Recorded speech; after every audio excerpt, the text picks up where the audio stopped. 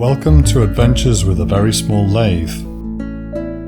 Those of you who follow this channel closely will know that I bought a small Chinese lathe a few weeks ago.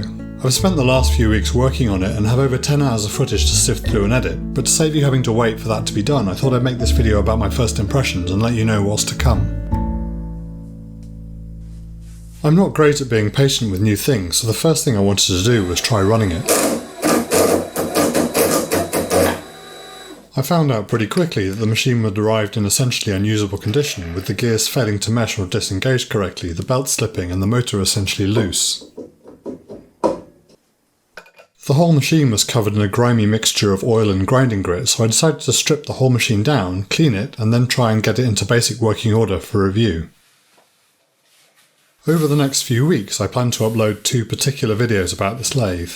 The first will be a disassembly and cleaning video, which will go pretty deep into how the lathe goes together and all the problems I found along the way. The second will be a comparative review video, trying to answer all those viewers who have asked me whether the Proxxon is worth the extra money or if they should buy a Chinese Mini Lathe.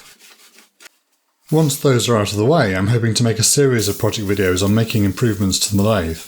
My main aim will be to learn what it takes to improve the lathe, using this lathe as a practice piece. The Proxxon will still be my workhorse, so I can afford to be a little experimental with the Chinese lathe without worrying too much about whether my projects work out.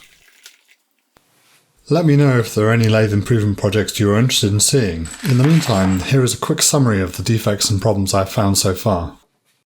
The mounting bolts bent and came loose in transit. The lathe is covered in gritty grime. The spindle won't disengage from the feed screw gears.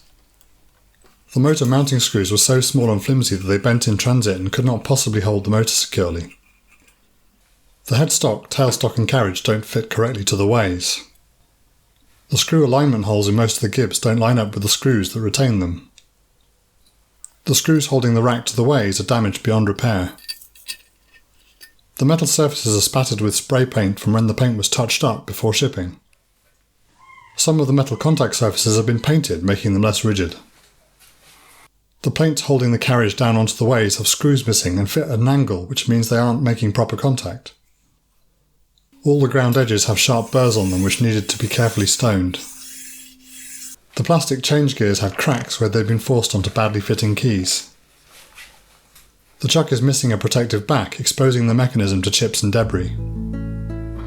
The bottom of the lathe isn't flat. The paint is chipped and cracked all over the bed. Oh boy, this is going to take a while. Like and subscribe folks, and see you all soon.